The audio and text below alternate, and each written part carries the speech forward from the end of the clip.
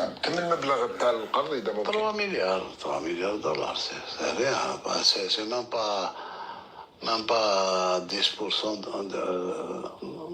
تاع المداخل تاعنا.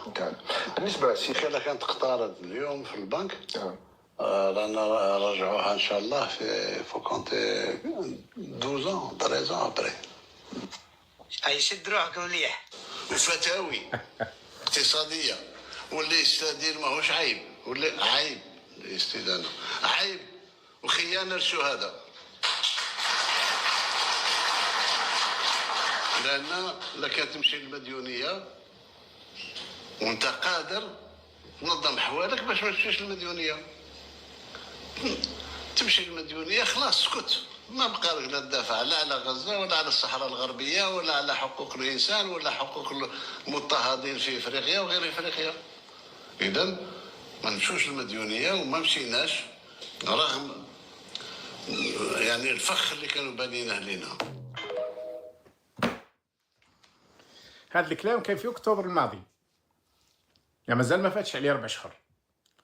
اللي يمشي المديونيه هذه خيانه للشهداء. وزيد ولا تمشي المديونيه ما توليش تهدر على فلسطين والصحراء الغربيه وحقوق الانسان خلاص. يعني هو راهو من ارباب حقوق الانسان. يعني اللي يسمعوا هكذا راهو الجزائر راهي جنه نتاع حقوق الانسان. قبل ما نبدا في الفوسفات والمردوديه النهائيه نتاع بدايه المردوديه نتاع كراج بيلوت هذه تساوي بالتقريب نصف، شويه اكثر من نصف نتاع المداخل تاعنا. ما نمشيش نرهن نصف، على نمشيو تدريجيا بقدر ما نتوسع في الاستثمار، بقدر ما المردوديه تكثر والعبء نتاع الاستدانه ما ياثرش لا على المواطن ولا على السياده ولا على كذا. غدوه نختارض من لاباد ما فيش ولا واحد يقول لي ما تدافعش على غزه، ما تدافعش على فلسطين، ما تدافعش على كذا. نبقوا حرار رانا ونبقوا حرار. القرض اللي لعلكم لاحظتم الفرق. في السابقه لو كان نروحوا نديروا الديون ما نقدرش ندافع على غزه، ما نقدرش ندافع على الصحراء الغربيه. في هذه خلينا نعاودوا نسمعوها. الا فيها الصحراء الغربيه ولا ما فيهاش؟ ما تدافعش على فلسطين، ما تدافعش على كذا. نبقوا حرار كيما رانا ونبقوا حرار. القرض اللي يدلني الصحراء الغربيه ولات على كذا، ما قالهاش. جا باش يقولها تفكر باللي راهو مسعود بولس كان عنده قبل اسبوعين وقال له احذر، قال له هذه قضيه الصحراء الغربيه خلاص انتهت. وعطاف راح لهيه ومسخوه، جاي يجبد لهم ورقه على اساس تقرير مصر، قال له رجع ورقتك لجيبك، رانا جايين هنا نناقشوا في وثيقه واحده. ولذلك في اللي سابق عاودوا نسمعوه هذه باش تعرف برك بانه راهم تحت الرونجرز الامريكي. في هذه يقول بصريح العباره الصحراء الغربيه.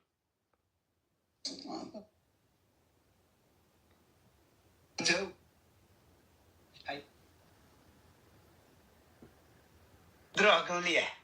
وفتاوي اقتصاديه واللي يستدير ماهوش عيب، ولا عيب الاستدانه عيب وخيانه للشهداء. لان لك تمشي المديونيه وانت قادر تنظم حوالك باش ما تمشيش المديونيه.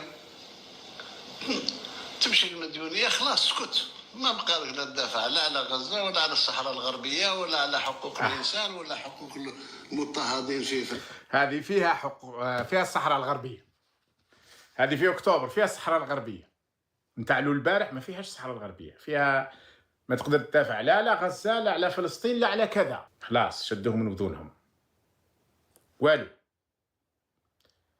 كلمه الصحراء الغربيه ما قدرش يقولوا هذاك. انا شخصيا صراحه ما راكم تشوفوا عندي انتقادات شديدة للنظام الأمريكي في الإدارة الأمريكية الراهنة إلى آخره، لكن في هذه النقطة أجد أن أمريكا لمصلحتها الخاصة تفرض حلا على النظامين المغربي والجزائري. المغربي هذا هو اش كان يريد. العصابة عندنا 50 سنة وهي تقول العكس، خاصة في ال6 سنوات الأخيرة. أين ذهب شنقريحة؟ إلى قطع العلاقات الدبلوماسية والقطع العلاقات الجوية وقطع الغازوديك وغيره.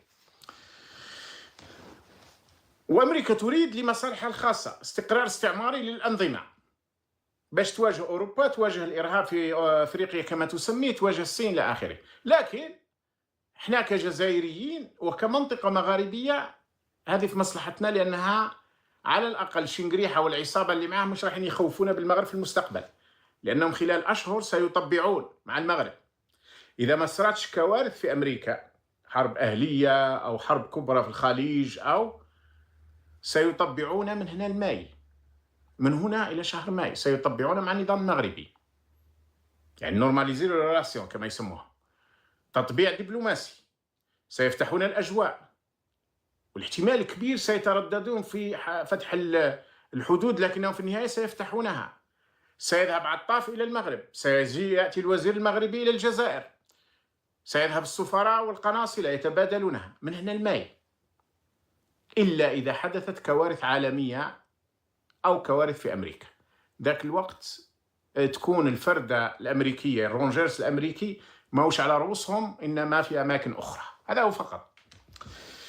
لأنه حتى كلمة الصحراء الغربية هذا المرة ما ذكرهاش. إذا لاحظتوا ما تهجمش على المغرب لا كدولة ولا كنظام، والو، أوامر أمريكية.